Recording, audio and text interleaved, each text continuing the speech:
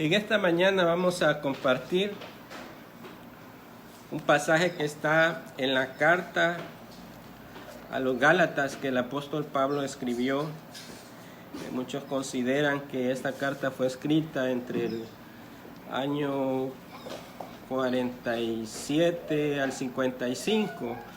Hay diversas opiniones en cuanto a la fecha de la escritura de esta carta, pero vamos a ver más a fondo después cuando veamos el contexto por qué se refiere en esas fechas. Pero es interesante este tema que vamos a ver el día de hoy del Evangelio de la Gracia de Dios, nuestra libertad como cristianos. Y vamos a leer del pasaje 1 al verso 10 para posteriormente explicar y desarrollar el tema en sí. Gálatas capítulo 1, verso 1 en adelante. Salutación, Pablo, apóstol, no de hombres ni por hombre, sino por Jesucristo y por Dios el Padre que lo resucitó de los muertos, y todos los hermanos que están conmigo, a las iglesias de Galacia, gracia y paz sean a vosotros, de Dios el Padre y de nuestro Señor Jesucristo, el cual se dio a sí mismo por nuestros pecados, para librarnos del presente siglo malo, conforme a la voluntad de nuestro Dios y Padre, a quien sea la gloria por los siglos de los siglos. Amén. No hay otro evangelio. Estoy maravillado que tan pronto os hayáis alejado del que os llamó por la gracia de Cristo para seguir un evangelio diferente. No que haya otro, sino que hay algunos que os perturban y quieren pervertir el evangelio de Cristo. Mas si aún nosotros o un ángel del cielo os anunciare otro evangelio diferente del que os hemos anunciado, sea anatema. Como antes hemos dicho, también ahora lo repito: si alguno os predica diferente evangelio del que habéis recibido, sea anatema. Pues, ¿busco ahora el favor de los hombres o el de Dios? ¿O trato de agradar a los hombres? Pues si todavía agradara a los hombres, no sería siervo de Cristo.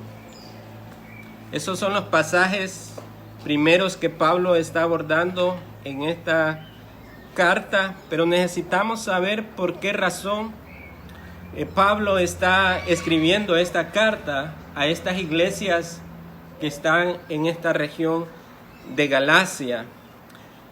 Y Galacia era una provincia de la cual se constituía en varias regiones. Estaba la región del sur y la región del norte. Muchos historiadores que han estudiado el trasfondo histórico de la carta mencionan que Galacia del norte, la región del norte, estaba habitada por grupo étnico de los galos, y también los del sur, de la región del sur, estaban habitadas por otro tipo de personas, donde generalmente estaba esparcido el Imperio Romano. Muchos historiadores concuerdan que la carta va dirigida a la región del sur, donde estaban iglesias como la de Listra, Iconio, Antioquía de Siria y Perbe, que vamos a ver en algunos pasajes que están en el libro de Hechos y que en Gálatas menciona también en su introducción. Pero ¿qué motivó al escribir esta carta? Este género literario de epístolas que Pablo usa comúnmente en el Nuevo Testamento para dar instrucciones a las iglesias sobre un asunto en específico. Esta carta contiene muchos temas teológicos profundos que son fundamentales en la fe cristiana. Muchos consideran la carta de Gálatas como la carta magna, como la bandera que fue usada en la Reforma Protestante para proclamar que la salvación es por gracia y no por obras, que la salvación es solamente por fe en los méritos de Jesucristo y no debe de ser añadida otra obra humana a este sacrificio perfecto que Jesús hizo en la cruz del Calvario. ¿Qué motivó entonces al autor Pablo? Como vemos ahí en el pasaje 1, se identifica como el autor de esta carta. Él se menciona a sí mismo, Pablo, como el apóstol, no de hombres ni por hombres, sino de Jesucristo mismo y por medio del Dios Padre que le resucitó de entre los muertos. ¿Qué motivó al autor a escribir esta carta? Pues las iglesias en Galacia estaban formados en parte por judíos convertidos. A través de la predicación de Pablo en su primer viaje misionero a estas regiones, se habían convertido muchos judíos, pero también había muchos gentiles convertidos por medio de la predicación del Evangelio que Pablo había expuesto en esas regiones. Y Pablo está afirmando su carácter apostólico y las doctrinas que él enseña para confirmar a las iglesias de Galacia en la fe que es en Cristo Jesús, especialmente con respecto a las iglesias, especialmente con respecto al importante punto de la justificación solo por la fe. Aunque el tema es esencialmente el mismo que el discutido en la epístola a los Romanos, que es una epístola también basada en la obra salvífica de Cristo, en sus méritos que Él hizo a través de su sacrificio perfecto.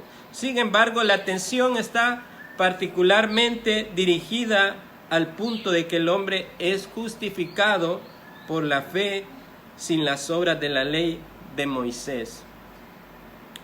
También Gálatas no fue escrita como un ensayo de historia contemporánea. Era una protesta contra la corrupción del Evangelio de Cristo.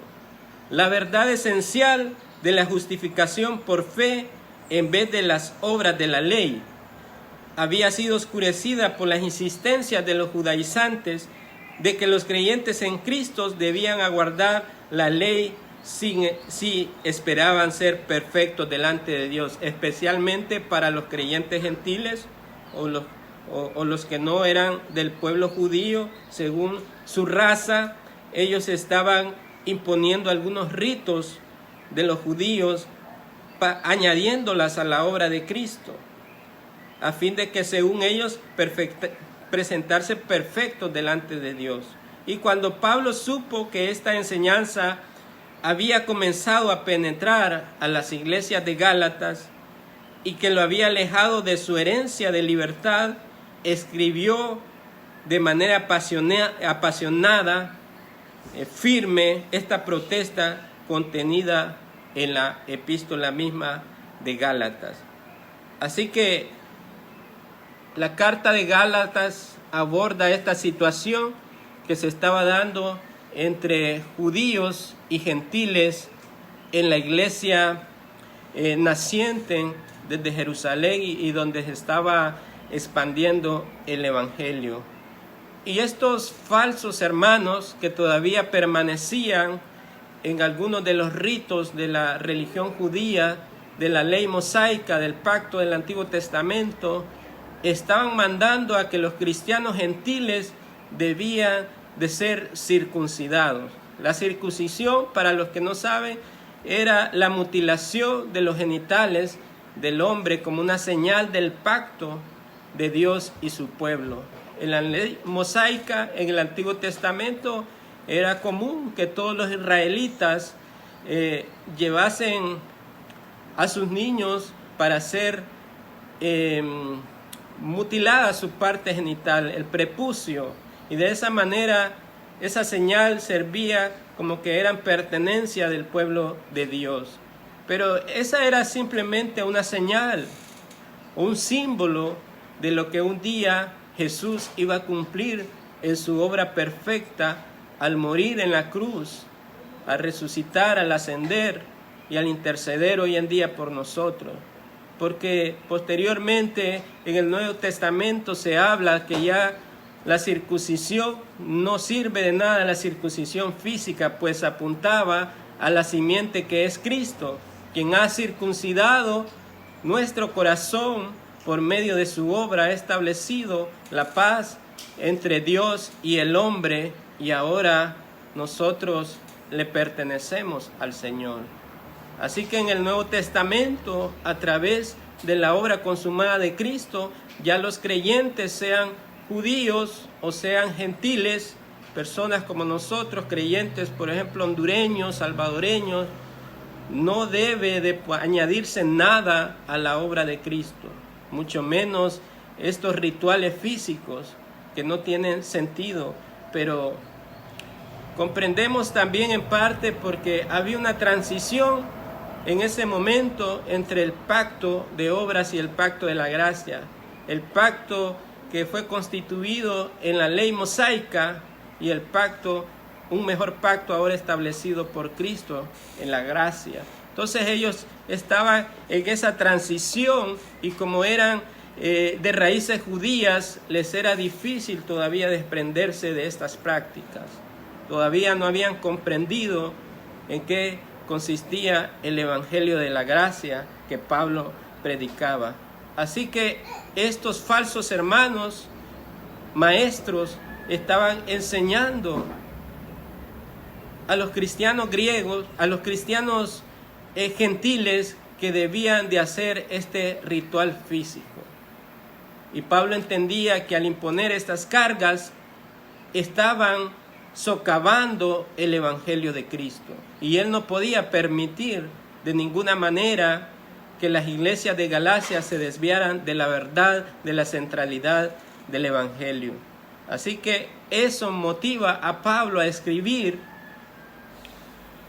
a defender sus credenciales como apóstol del Señor, porque estos falsos maestros, estos judaizantes, estaban desacreditando el ministerio apostólico de Pablo, porque no lo consideraban parte del equipo apostólico que había establecido Jesucristo. Una de las razones quizás era porque él no estuvo con los 12 desde un inicio, no anduvo con Jesús en su ministerio en la tierra, no estuvo ahí presente en su muerte. Entonces Pablo, por esa razón, comienza mencionando en el pasaje del versículo 1, y él comienza diciendo: Pablo, apóstol. La palabra apóstol es un enviado, alguien comisionado para una misión específica, y solo podían ser nombrados directamente por Cristo. Por eso él menciona no de hombres, porque ni su predicación ni su evangelio estaba basada en filosofía huecas, en sabiduría humana, y por eso no era una secta que él había establecido, ni por hombre, porque no había sido nombrado por ningún hombre. Él pasa a decir, sino por Jesucristo y por Dios el Padre, que lo resucitó de los muertos. Él está mostrando sus credenciales como apóstol, que no fue llamado por hombre alguno, sino por Cristo mismo. Y a pesar de que no había estado juntamente con los 12 apóstoles elegidos del Señor, él menciona en Romanos también que a él, como al último de todos los apóstoles, se le apareció como un abortivo, porque se consideraba como parte, como fuera del plan de Dios en la elección de los apóstoles. Pero al Señor le plació llamarlo, porque tenía una misión que cumplir. Su misión tenía que ver con la predicación a los gentiles. Entonces, en pasajes como el capítulo 2, él menciona de que cómo fue llamado, su experiencia en el libro de Hechos, capítulo 9, cuando iba en persecución de cristianos y el Señor se le apareció en el camino a Damasco y tiene esa conversión directa con el Señor. Y luego conocemos la historia y luego sabemos por Gálatas 2 que él pasó tiempo en Arabia una región de Damasco, un tiempo directo con el Señor Jesucristo, quien le enseñó todos estos mandamientos y esta doctrina que él posteriormente estaba enseñando, el Evangelio de la gracia. Así que Pablo no fue llamado por ningún hombre, no estaba guiando a una secta, sino que estaba predicando el Evangelio que había recibido del Señor Jesucristo. Él dice en el verso 15 del capítulo 2, pero cuando agradó a Dios que me apartó desde el vientre de mi madre y me llamó por su gracia, revelar a su Hijo Jesucristo en mí, para que yo le predicase entre los gentiles. Y no consulté enseguida con carne y sangre, ni subí a Jerusalén a los que eran apóstoles, antes que yo, sino que fui a Arabia y volví de nuevo a Damasco. Así que aunque Pablo no estuvo con los 12, porque era uno de los requisitos que encontramos en el relato de los evangelios, para poder ser elegido un apóstol, ellos debían de haber estado con Cristo físicamente, debían de ser testigos oculares de la resurrección de Jesucristo. Entonces, aunque Pablo no estuvo en ese momento, pero a partir de lo que sucede en su camino a Damasco, el Señor le da instrucciones y posteriormente él mismo lo instruye, Jesús resucitado, para poder enviarlo a predicar el Evangelio. Así que conocemos a Pablo como el último de los apóstoles del Señor.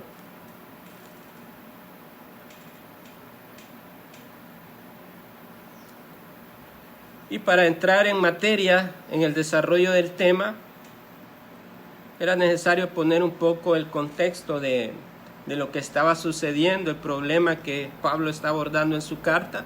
Como mencionamos, estos judaizantes estaban haciendo volver a las iglesias en Galacia a un evangelio por obras, ya no por gracias, un evangelio de ritos, no de la libertad cristiana. Y ese es el contraste que encontramos en esta carta. Y en esta mañana Cristo nos va a enseñar sobre la gracia de Dios en el evangelio, nuestra libertad cristiana. Como punto número 1, ¿qué es lo que hace la gracia del evangelio a nuestra vida? En primer lugar, la gracia en el evangelio nos da la libertad en Cristo. La gracia en el evangelio nos da la libertad en Cristo. ¿Libertad de qué? ¿O libertad por medio de qué? Pues la libertad en su obra sustitutiva, en la obra sustitutiva de Cristo, en su sacrificio por nuestros pecados. En el verso 4 de esta carta, del capítulo 1, leemos: el cual se dio a sí mismo por nuestros pecados, para librarnos del presente siglo malo, conforme a la voluntad de nuestro Dios.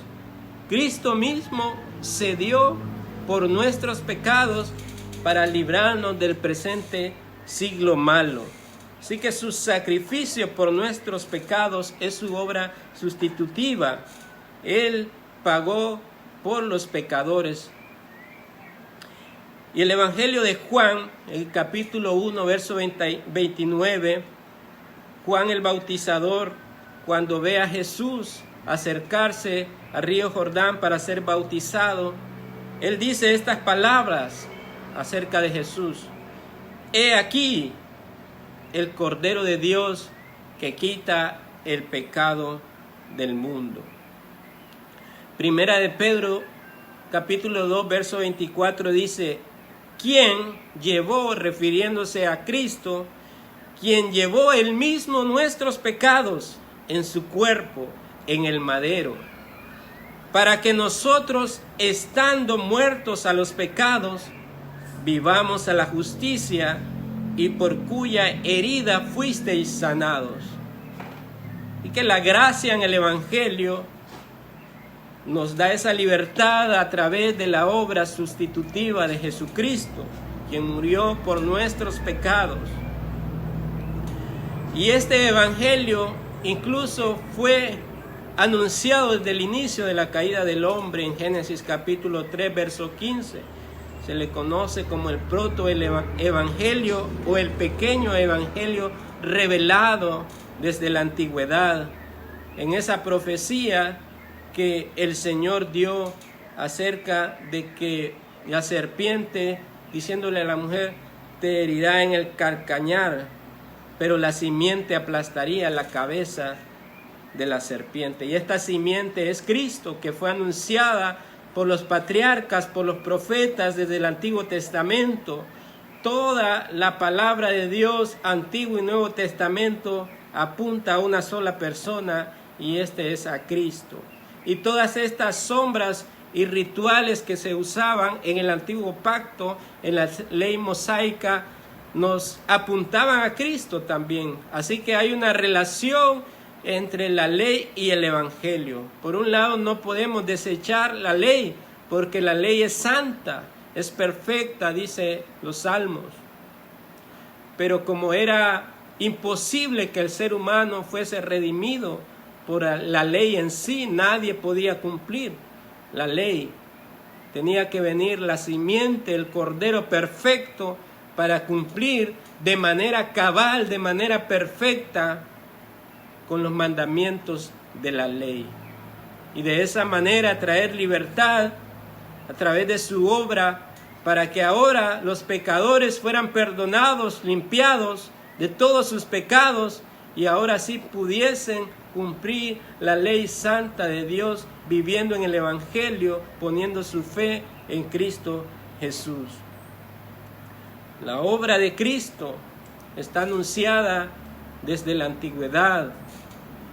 Pasaje famoso de Isaías 53 que nos habla del siervo sufriente, que Él ocupó nuestro lugar, que el castigo de nuestra paz fue sobre Él. Por su llaga, por sus heridas, nosotros fuimos curados de la enfermedad mortal del pecado. Y todos los profetas anunciaron de la venida del Señor Jesucristo. Así que nuestra libertad está puesta en la obra sustitutiva de Cristo. Pero también no solamente se quedó en la obra de su muerte, en su expiación al derramar su sangre por nuestros pecados, porque también Pablo en Corintios 15 habla acerca de la resurrección de los muertos, y él usa la hipótesis diciendo, si Cristo no resucitó, entonces vana es nuestra predicación. Por eso, un fundamento firme de nuestra fe cristiana es la resurrección de Cristo. Nuestra fe viva, eficaz, está basada en su resurrección. Hechos capítulo 2, verso 24 dice, al cual Dios le levantó, hablando de Jesús.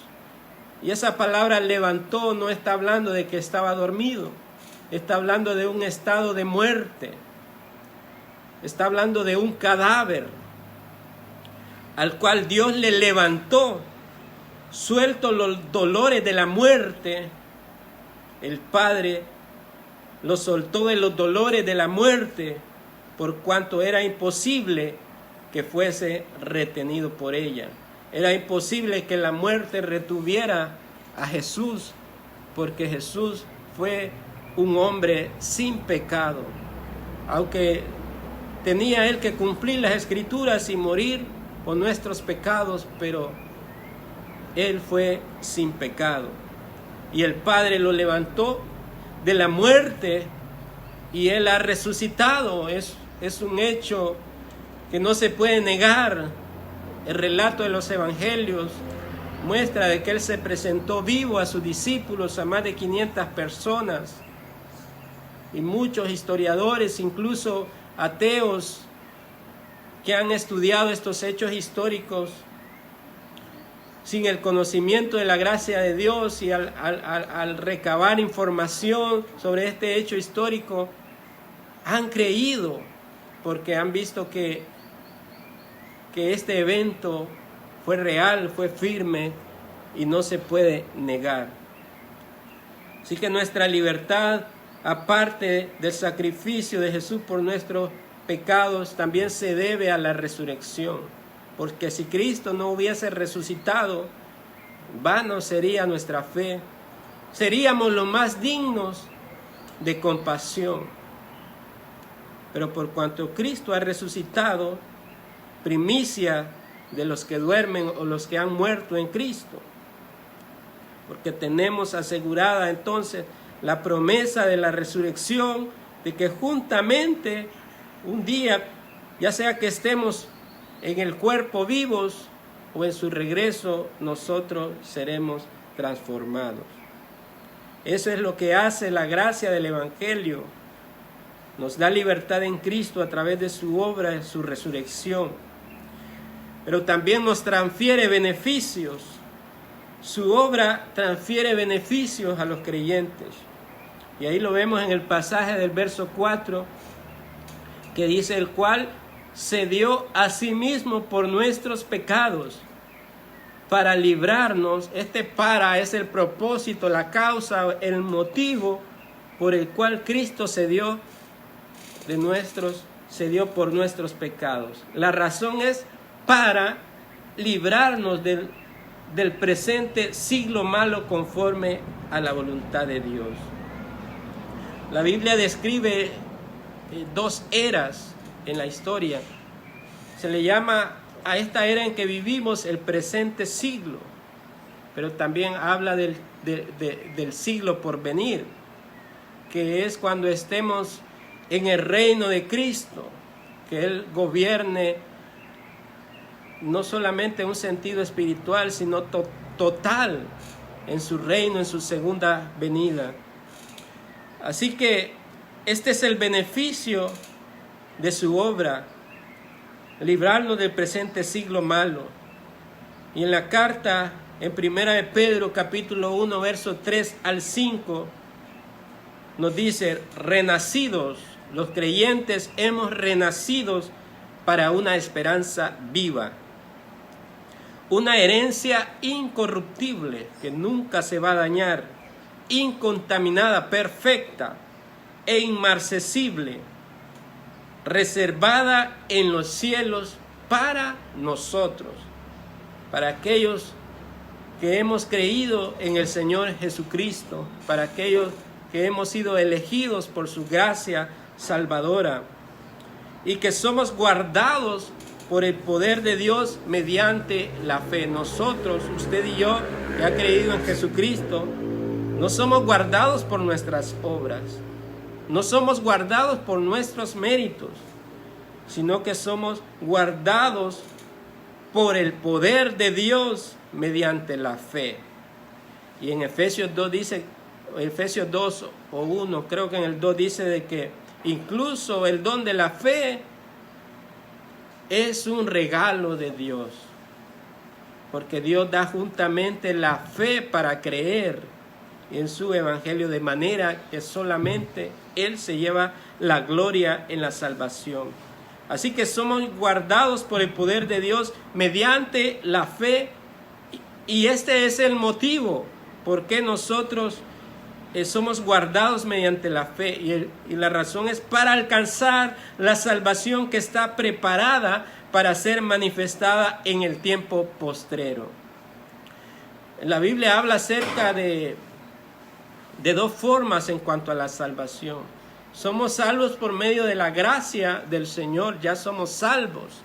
Hemos sido perdonados de nuestros pecados, pero también habla en cuanto a la salvación en los términos de la consumación total del plan de Dios, cuando finalmente seamos librados de este cuerpo corruptible y seamos transformados totalmente a un cuerpo incorruptible. Cuando ya no estaremos en este presente siglo, en este sistema pecaminoso, sino que hayamos alcanzado la salvación total, en el sentido de que estaremos plenamente con nuestro Señor. Así que la gracia en el Evangelio nos da la libertad en Cristo, dijimos, en esa libertad en su obra sustitutiva, en la cruz del Calvario, en su resurrección, pero también nos ha transferido el beneficio de su obra a través de esa libertad, al librarnos del presente siglo malo. Hemos sido librados ya, pero todavía no, porque todavía seguimos luchando con nuestra propia corrupción, como Pablo también lo explica en Romanos 6, 7, acerca de la miseria de nuestro cuerpo, que todavía lucha con esta vieja naturaleza. Pero apuntamos, ya estamos ahí, para poder alcanzar plenamente esta gloriosa salvación.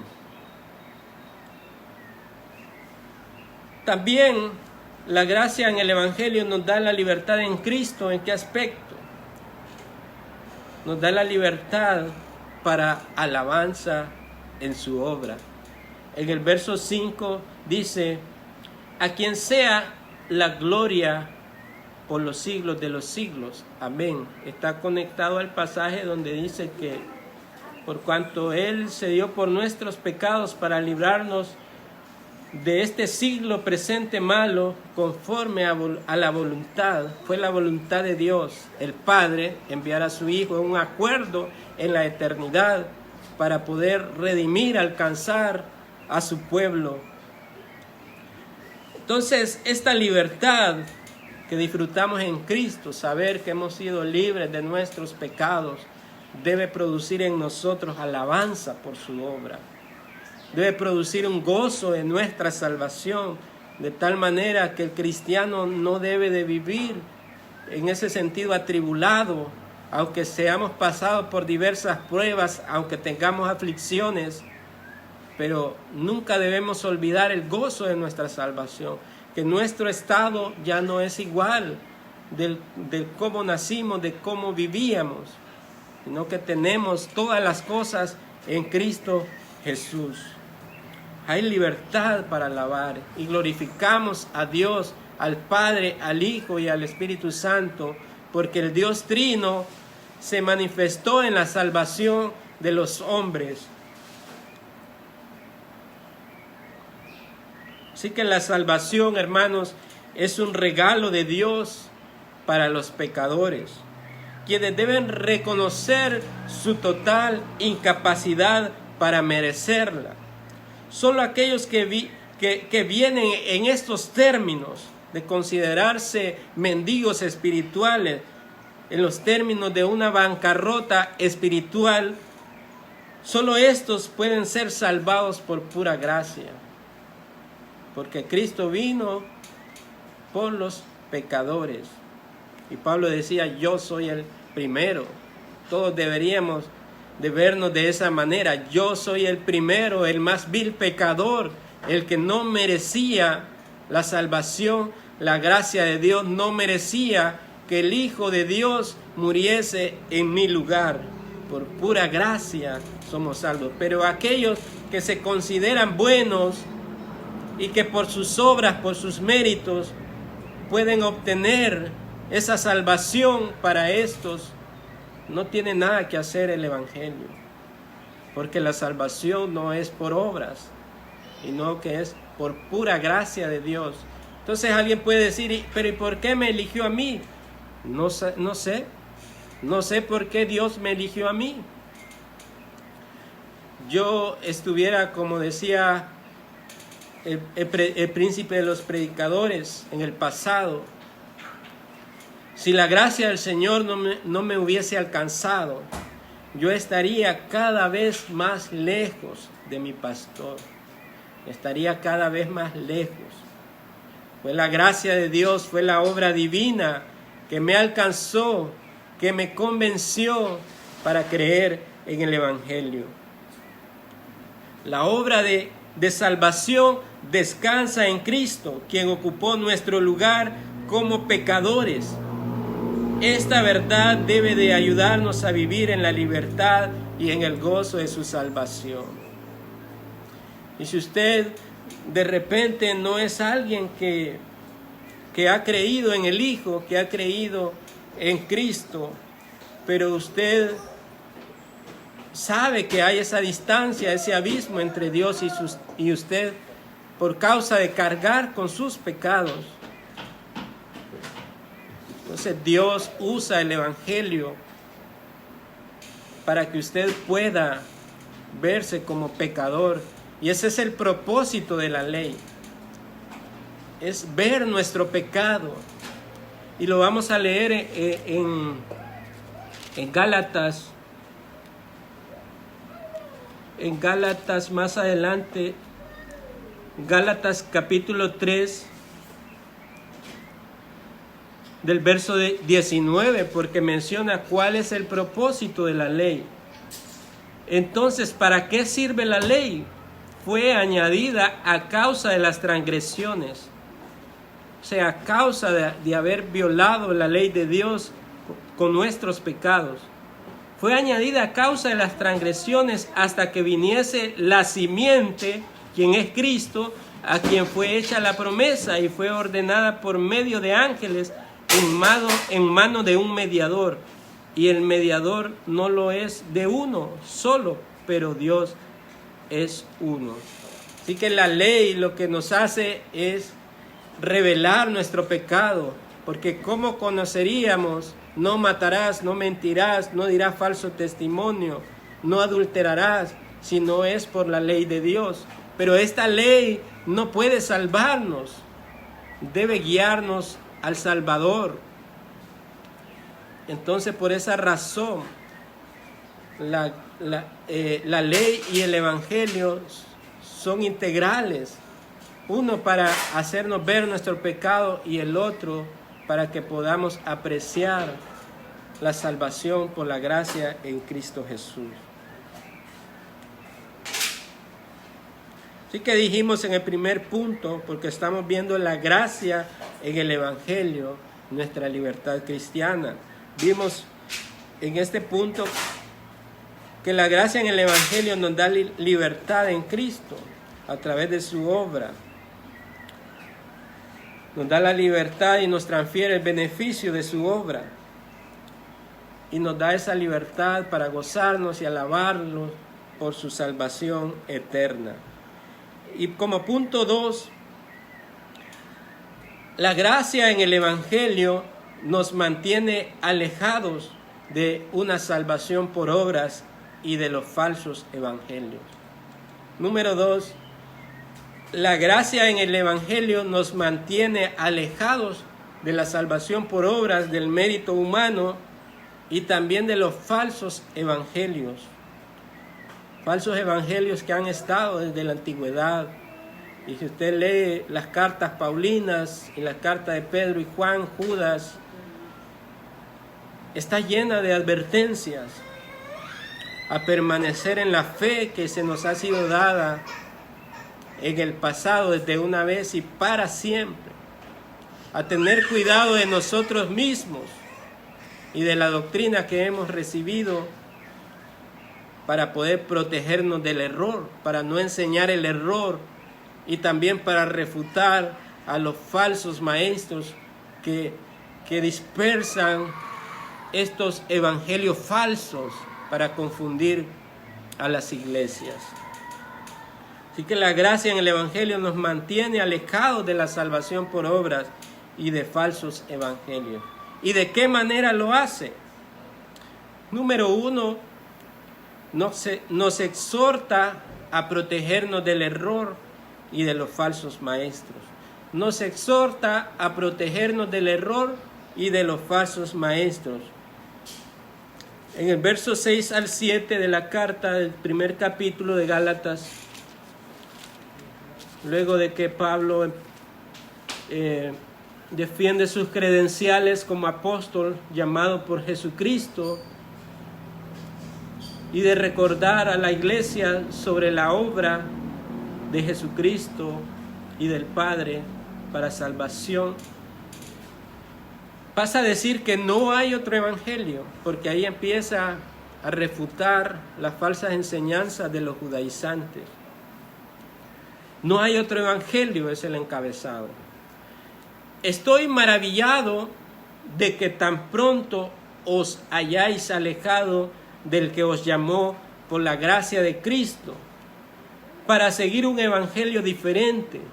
No que haya otro, sino que hay algunos que os perturban y quieren pervertir el evangelio de Cristo. No hay otro evangelio, hermanos. Si usted quiere crecer en la verdad de Dios, necesita pasar tiempo en su palabra, porque la palabra es la única fuente de autoridad, fuente de verdad que Dios dejó, inspirada, exhalada por Él, para que los creyentes pudiésemos conocerle y disfrutarle.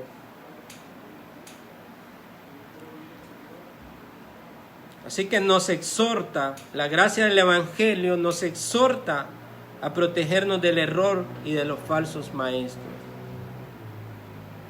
Y Pablo ahí en ese pasaje del verso 6 está asombrado, porque no había pasado mucho tiempo en su primer viaje misionero, en la predicación del Evangelio, en que muchos judíos, como leímos al inicio en la introducción del contexto de la carta, judíos y gentiles habían creído por la predicación del Evangelio de Pablo. Y él había establecido iglesias en ese lugar con Bernabé y les había enseñado la doctrina, de la justificación por la fe, el Evangelio de Cristo. Pero después de un tiempo, algunos falsos hermanos dentro de las iglesias habían comenzado a enseñar los antiguos rituales del antiguo pacto, de la ley mosaica. Habían vuelto a traer las sombras, las figuras, para nuevamente ponerlas como requisito para obtener el favor de Dios. Y Pablo dice, estoy maravillado, no lo puedo creer, estoy asombrado de que tan pronto ustedes se hayan alejado del que os llamó por la gracia de Cristo. Estoy sorprendido cómo ustedes se han alejado de lo que yo les enseñé por la gracia de Cristo y se han vuelto a creer en doctrinas erradas, en falso evangelio, en aquellos que están estableciendo obras humanas para merecer la salvación de Cristo.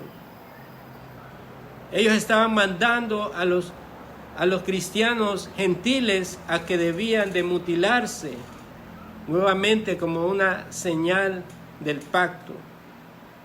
Estas personas no habían nacido de nuevo, no habían conocido el Evangelio de la gracia, a pesar de que conocían a Pablo y quizás a los demás apóstoles, pero todavía estaban arraigados en la salvación por obras, en las leyes, en la ley mosaica que ya leímos no puede salvar, sino solamente puede revelar nuestro pecado.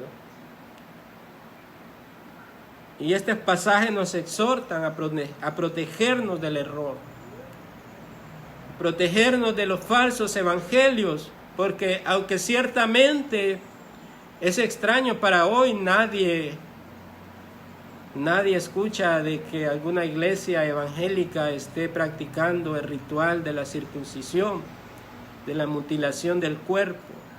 Quizás hayan algunas sectas que son judaizantes, esa también es otra historia, pero creo que son minorías. Nadie está practicando estos rituales físicos, nadie está mutilando el cuerpo. Pero ¿qué tal de las falsas enseñanzas que son promovidas por los teleevangelistas, que son promovidas a través de las redes sociales, a través de los medios de comunicación, de la televisión, de la radio, y muchos creyentes débiles en la fe ponen oído a sus falsas enseñanzas. Muchos están siendo arrastrados por la falsa enseñanza, por estas figuras carismáticas que los vemos en las redes, que tienen seguidores de millones, no porque su mensaje sea verdadero, no porque sea el poder del Evangelio, sino porque con su predicación, con su adulación, con su carisma, sueltan el veneno mortal de la herejía, apelan a los deseos carnales de sus oyentes, les prometen bienes materiales y pactas, si hace esto o lo otro. Es como estar estableciendo ese evangelio por obras. Ahí vemos ese evangelio por obras. Pacta por esta enfermedad, cree a Dios y recibirás tu milagro. Las telemaratones famosas poco a poco han ido perdiendo credibilidad porque mucha gente se está dando cuenta de la falsedad, aunque todavía hay muchos que creen este tipo de cosas.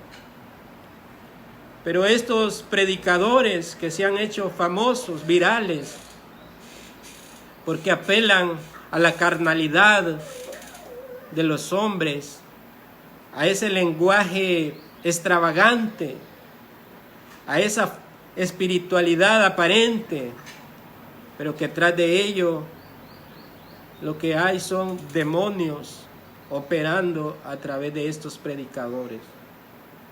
Son anticristos que se oponen al evangelio de la gracia. Son aquellos que pervierten el evangelio, aquellos que dividen la iglesia del Señor. El evangelio de la gracia, cuando es disfrutado, escudriñado, nos protege del error. ¿Cómo usted va a poder refutar la falsa enseñanza si no conoce la doctrina bíblica? Y la exhortación en esta mañana que Cristo nos hace es a ser estudiosos de la palabra de Dios. No solamente tomar aquellos pasajes que nos gustan, como todo lo puedo en Cristo que me fortalece, o mi Dios pues suplirá conforme a sus riquezas en gloria, pasajes que comúnmente usan los falsos maestros para apoyar sus herejías.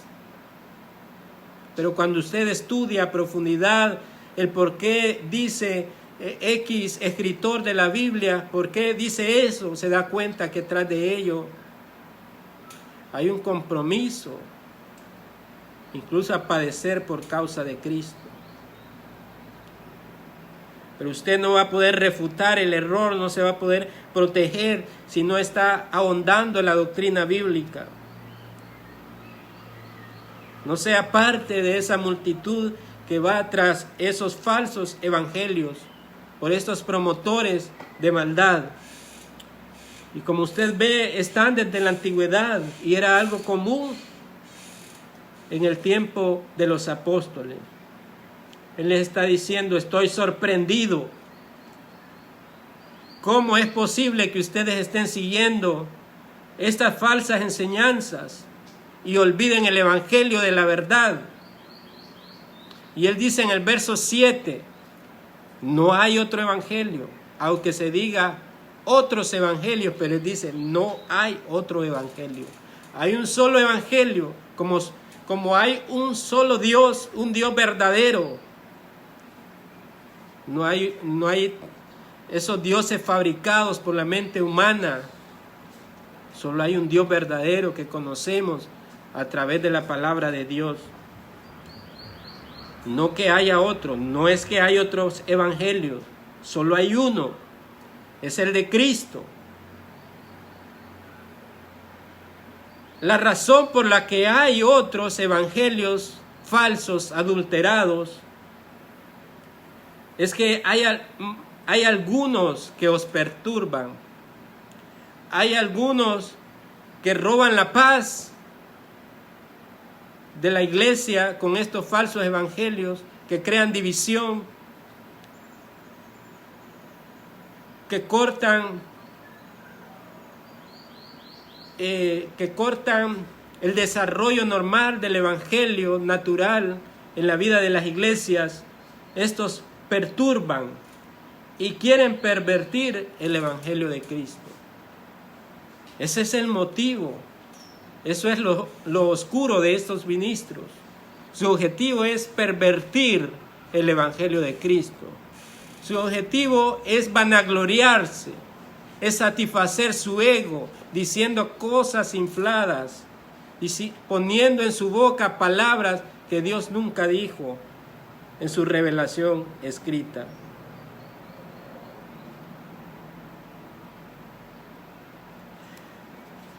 Ya el apóstol Pedro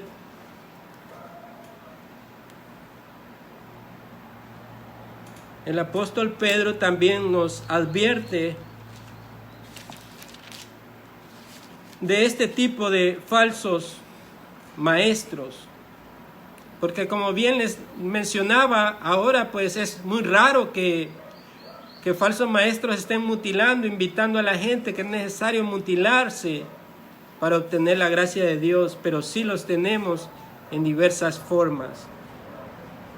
Y en su segunda carta, Pedro, en el capítulo 2, del verso 1 en adelante, nos dice: pero hubo también falsos profetas entre el pueblo. Cuando se refiere al pueblo, se refiere a la iglesia del Señor. Como habrá entre vosotros falsos maestros, que introducirán encubiertamente herejías destructoras, y aún negarán al Señor que los rescató, atrayendo sobre sí mismos destrucción repentina.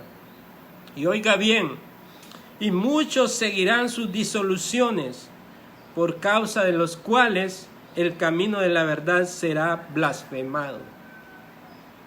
Por causa de los falsos maestros que dicen medias verdades. Es lo más peligroso de decir medias verdades. Por causa de estos, el camino de la verdad será blasfemado. Y será blasfemado por los incrédulos, por la gente del mundo que mira el espectáculo de estos falsos maestros avariciosos que llevan vidas ostentosas, que tienen grandes posesiones, que trasquilan a las ovejas. Por causa de estos, el camino de la verdad será blasfemado. No porque el evangelio de Cristo sea un show, un espectáculo, sino porque estos están hablando de parte de Dios, pero con sus hechos lo niegan. Y por avaricia, estos falsos maestros harán mercadería de vosotros, los mirarán como un producto, mirarán las formas de cómo sustraer de ustedes el dinero a través de estrategias habilidosas, a través de usar la astucia, a través de traficar el evangelio, a través de vender el evangelio. Harán mercadería de ustedes. ¿Y cómo lo harán? Con palabras fingidas. A estas personas no les interesa que usted progrese en la santidad, que viva una vida de confesión de pecados. Hay muchos escándalos en estas iglesias. Gente ministrando en pecado, pecados visibles. Y a ellos no les importa, porque más les interesa obtener de estas personas algún recurso o un beneficio. Harán mercadería de vosotros con palabras fingidas, pero esta es la condenación de los falsos maestros y quienes los escuchan. Sobre los tales, y de largo tiempo la condenación no se tarda, y su perdición no se duerme. Por eso Pablo está también mencionando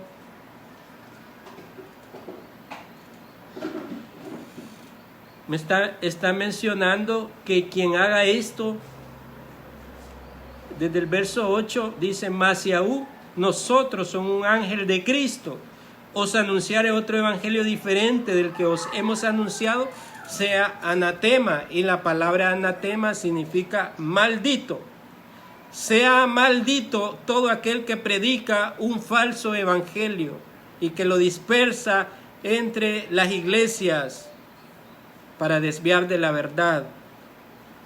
Sea maldito. Y en esa carta de Pedro que acabamos de leer, él dice: la condenación no se tarda. Y más adelante dice de que así como ni los ángeles, ni esa tercera parte de los ángeles caídos que Satanás se trajo con él por la rebelión contra Dios, si ellos no fueron perdonados, que eran ángeles, mucho menos estos falsos maestros que pervierten el evangelio de Cristo. Y es una advertencia fuerte para el pueblo de Dios, para protegernos del error y de este tipo de personas. No debe de prestar su oído a este tipo de predicaciones.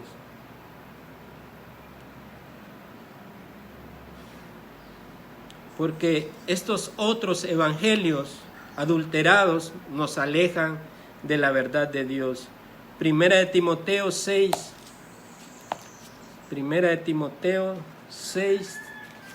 3 al 5.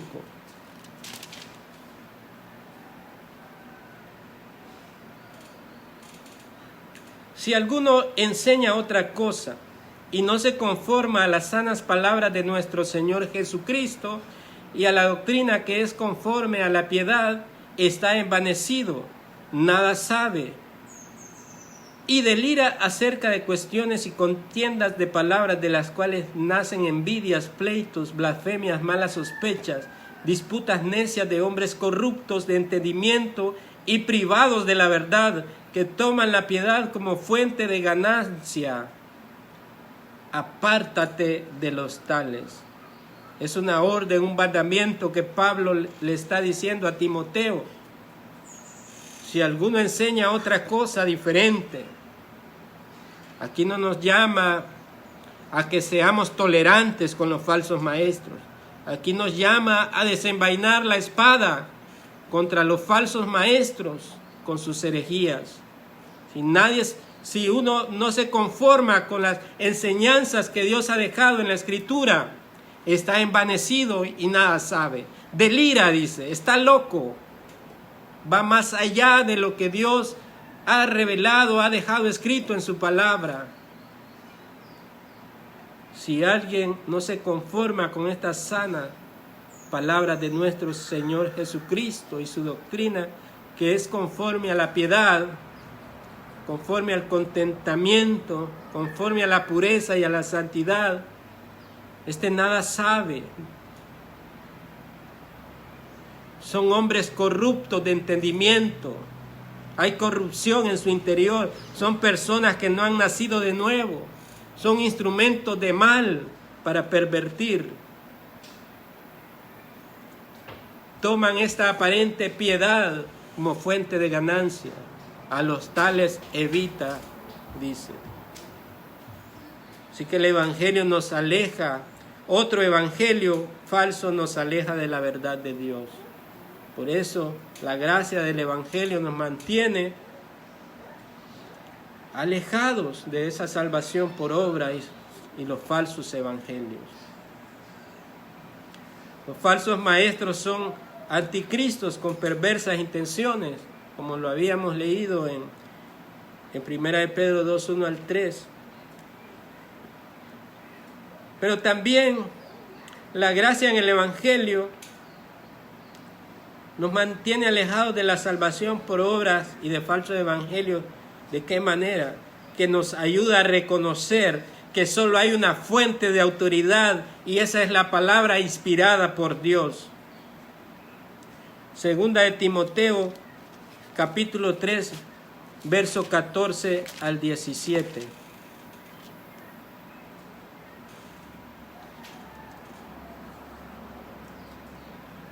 Pero persiste tú en lo que has aprendido y te persuadiste sabiendo de quién has aprendido y que desde la niñez has sabido las sagradas escrituras, las cuales te pueden hacer sabio para la salvación por la fe que es en Cristo Jesús.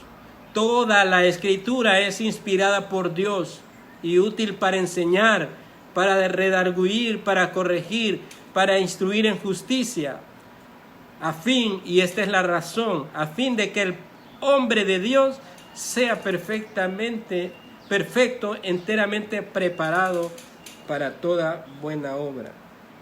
Y primera de Juan, capítulo 2, verso 24, dice: lo que habéis oído desde el principio. Hay una sola unidad en la Escritura, tanto en el Antiguo y el Nuevo Testamento. Esa unidad de pensamiento perfecta. Es una cadena que está unida firmemente. Lo que habéis oído desde el principio permanezca en nosotros. El Evangelio de Jesucristo. Lo que hemos oído desde el principio permanezca en nosotros. Si lo que habéis oído desde el principio permanece en vosotros, también vosotros permaneceréis en el Hijo y en el Padre.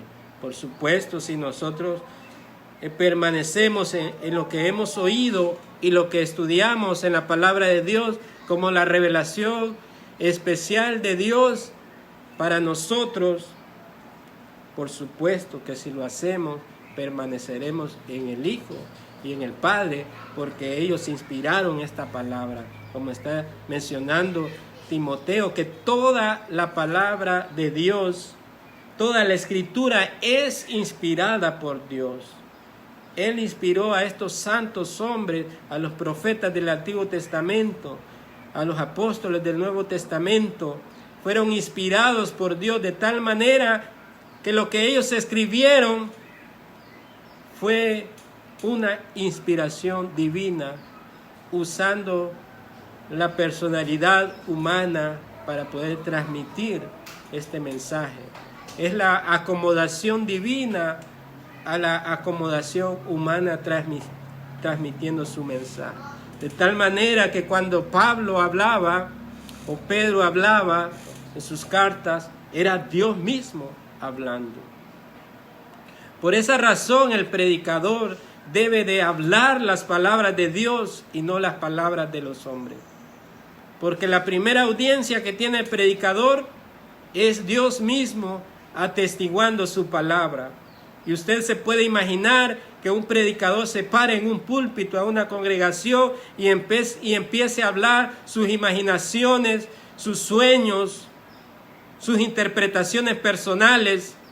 Y la primera audiencia es Dios, y va a decir Dios: eso no está en mi palabra, estás hablando mentira, estás pervirtiendo mi palabra.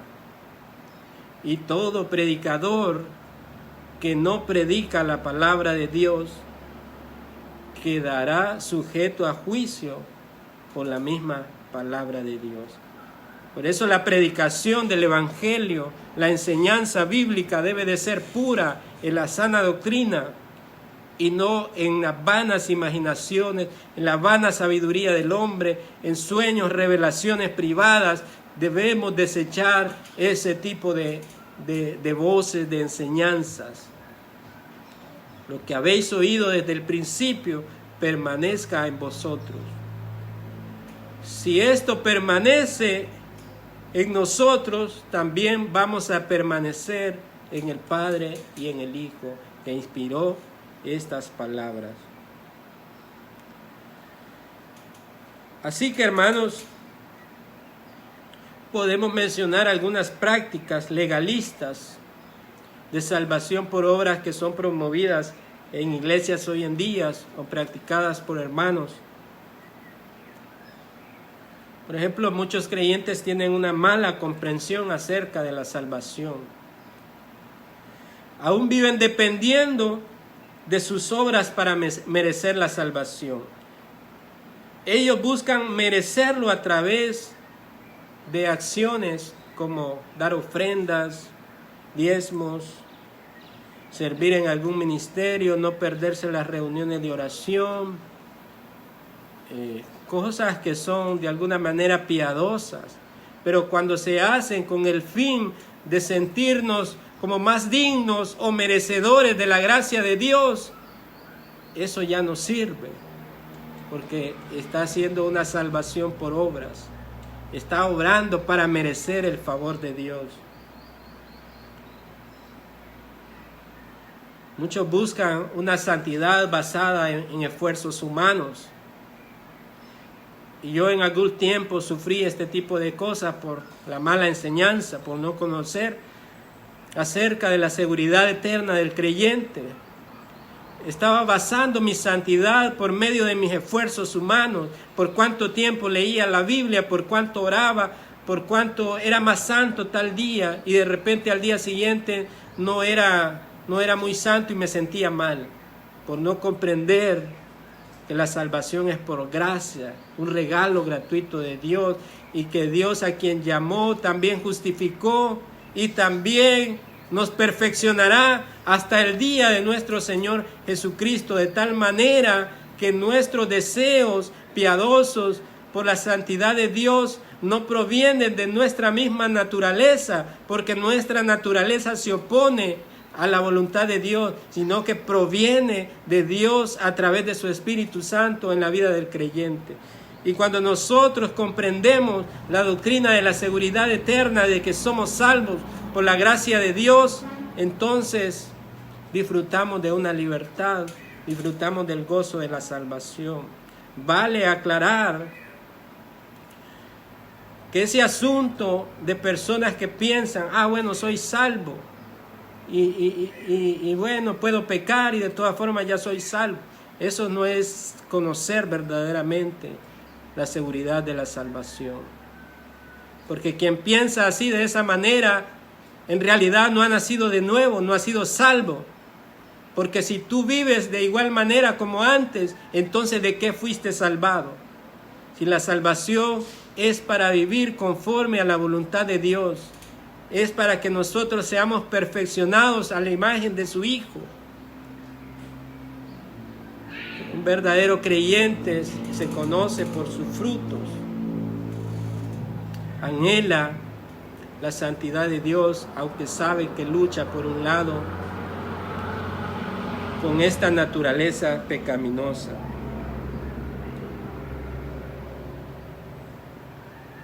Esta salvación por obra suele convertirse en una esclavitud, en una carga, buscando por medios humanos de todas las maneras agradar a Dios para sentirse digno o merecedor del cielo.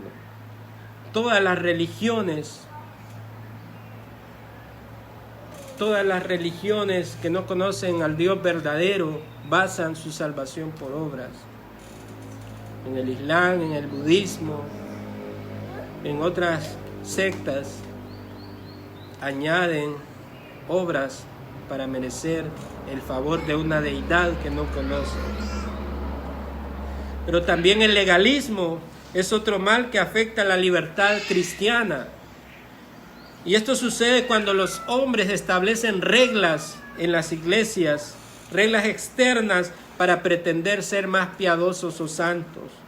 Dentro de estas reglas entra la ropa, cómo me visto, si la mujer si anda calcetín y una falda que le tapa el tobillo, o también otros ponen reglas como evitar lugares, no vaya al estadio porque es pecado, no vaya a tal lugar porque es pecado, no se siente con su familia porque ellos no son cristianos. Estas reglas humanas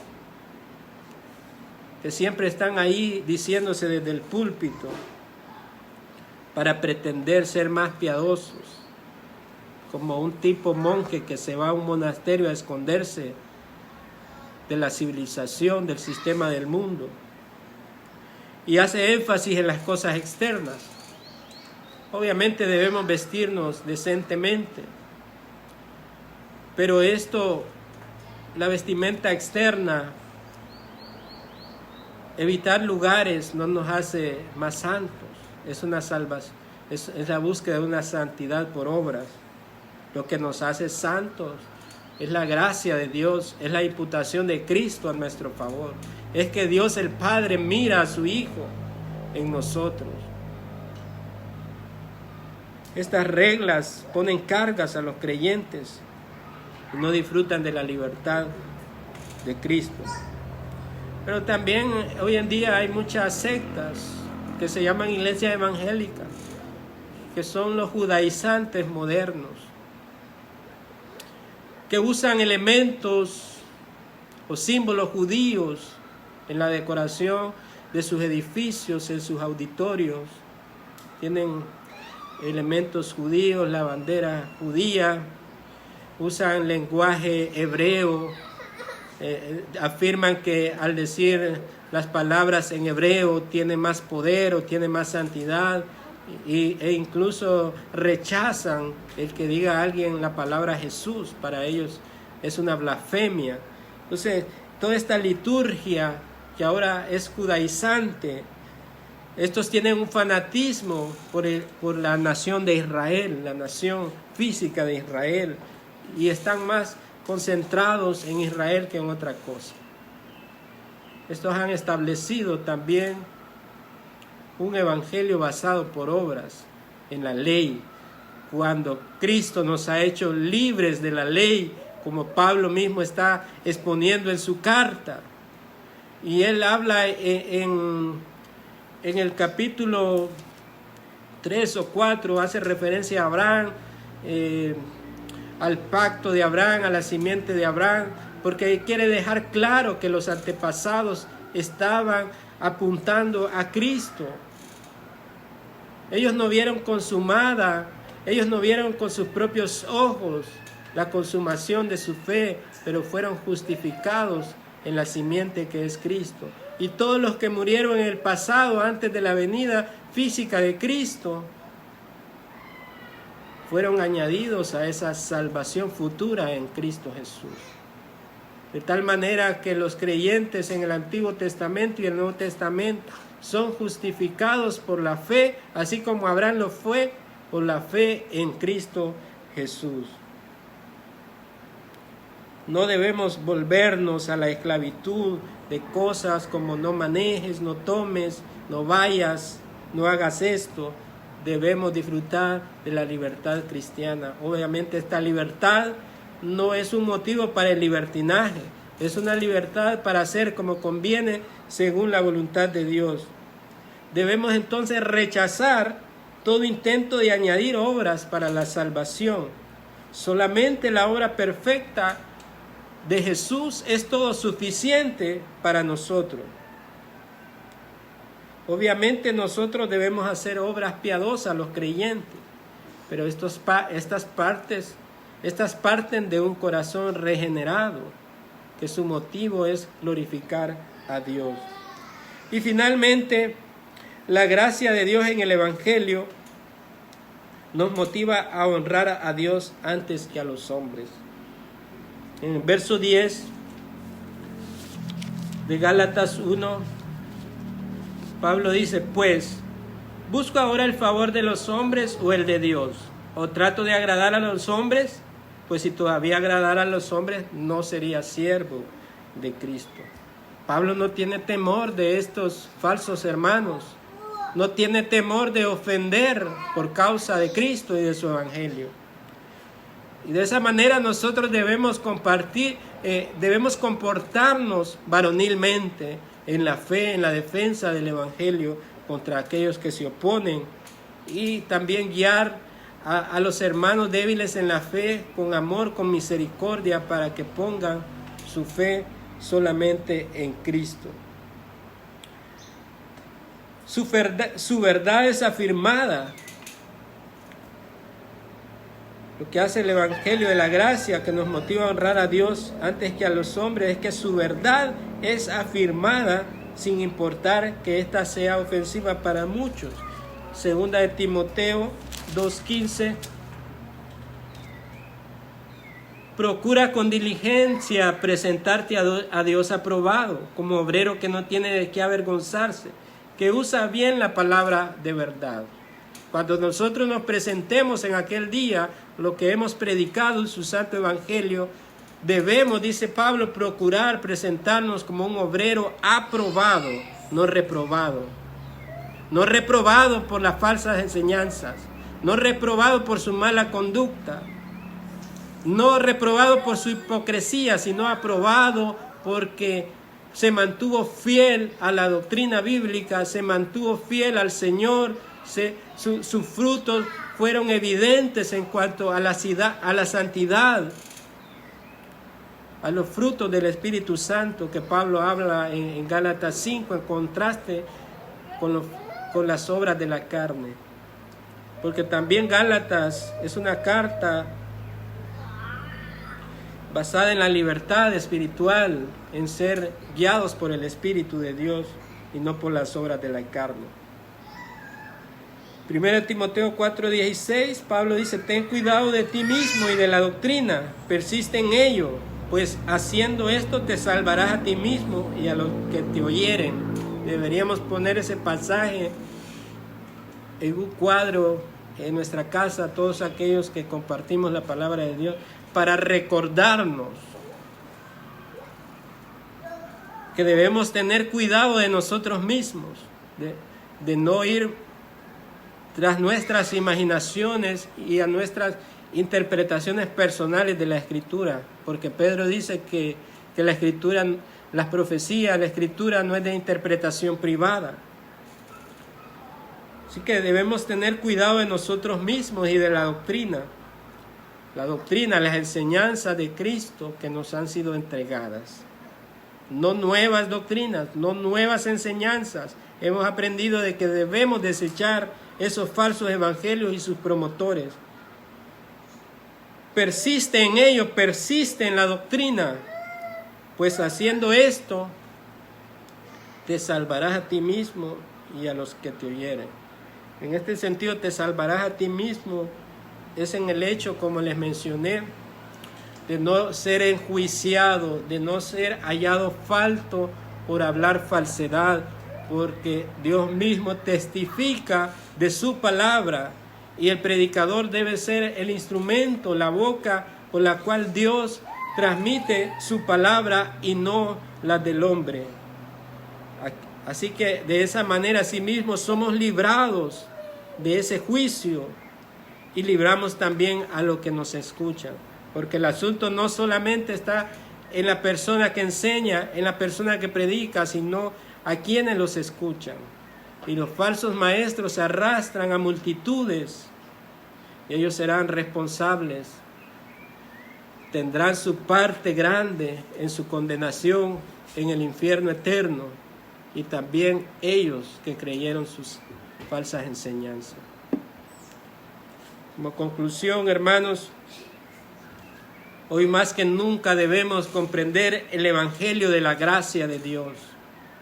El evangelio es Cristo, el evangelio es su muerte, su resurrección, su exaltación, su ascensión, su exaltación, su ministerio sumo sacerdotal y todas aquellas cosas que acontecerán en el siglo venidero, porque aún estamos en esta era del siglo presente, un siglo gobernado por el Dios con D minúscula, por Satanás, por su sistema pecaminoso, pero somos un pueblo peregrino y vamos a una patria celestial.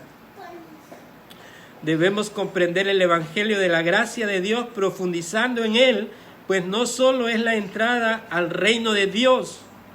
El evangelio, creen muchos que el evangelio solo es para los incrédulos, la puerta de entrada para que se salven y entren al reino. El evangelio no es solamente eso, es la puerta y es el caminar diario del creyente, es la vida misma del creyente. Y debemos producir gozo y libertad para elegir lo que conviene en Dios. Debemos rechazar toda obra de la carne, todo mérito humano, todo aquello que no procede de la verdad bíblica. No debe ser tolerada la falsa enseñanza de falsos creyentes que introducen herejías destructoras. Y debemos permanecer fieles a Dios y su palabra, aunque su evangelio sea ofensivo a los oídos de los incrédulos. Pero este evangelio ofensivo, que es locura para muchos, pero cuando Dios salva a los pecadores, cuando Dios entra en la vida de los pecadores y los convence a través de su espíritu de pecado, de juicio y de justicia, estos se rinden ante la majestad de Dios y vienen a ser nuevas criaturas. Pero el evangelio es poder de Dios, según Romanos capítulo 1. Es poder de Dios para los que creen, y para los que le rechazan es sentencia de muerte. Para que rechaza el evangelio es sentencia de muerte. ¿Quién va a cargar con sus pecados? Si usted continúa cargando con sus pecados, pecados grandes, pequeños o lo que sea, según le parece, va a ser condenado en el día del juicio. Pero si sus pecados son depositados en la obra salvífica de Cristo, la gracia de Dios le concede la vida eterna, librados del presente siglo mal, librados de esta condenación eterna para una vida eterna con Cristo Jesús. En esta mañana usted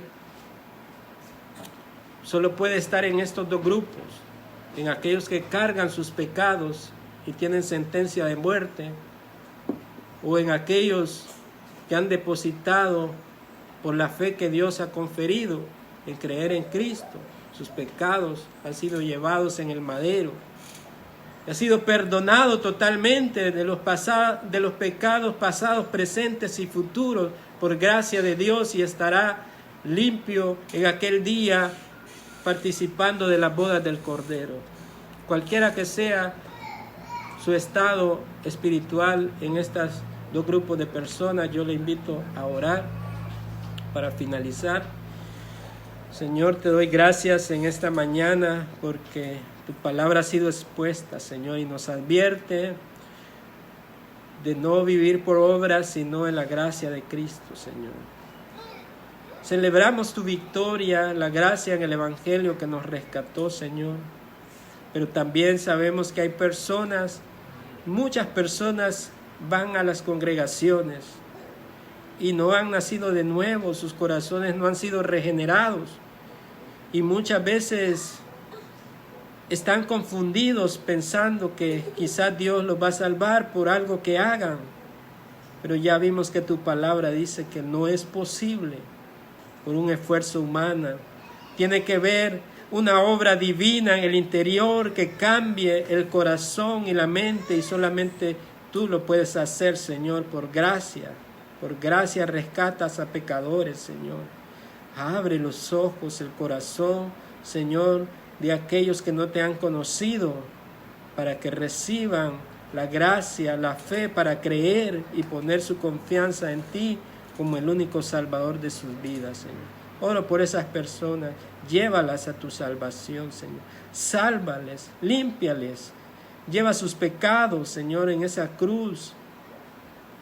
Justifícales, vísteles de nuevas vestiduras blancas, limpias, puras, Señor, para que puedan ser hallados en aquel día en el pueblo tuyo de todas las edades, alabándote y glorificándote, Jesús. Gracias te damos en esta hermosa mañana, Señor, por tu palabra y por tu obra, Señor. En el nombre de Jesús. Amén. Muchas gracias, hermanos, por haber dedicado este tiempo a escuchar la palabra de Dios. Ha sido un honor compartir con la Iglesia Gracias Sin Fin a través de su página en las redes sociales. Y compartan si les fue de bendición el mensaje. Tal vez hay personas que necesitan escucharlos y que recorran el Evangelio de diferentes maneras, el Evangelio bíblico. Nuestros abrazos, nuestras oraciones, Pastor Mario, su esposa, toda mi familia reunidas ahí en la casa y a los hermanos en la Torocagua, en todo lugar, y a donde nos estuvieron siguiendo en la transmisión. Que el Señor bendiga sus vidas y gracias por estar ahí.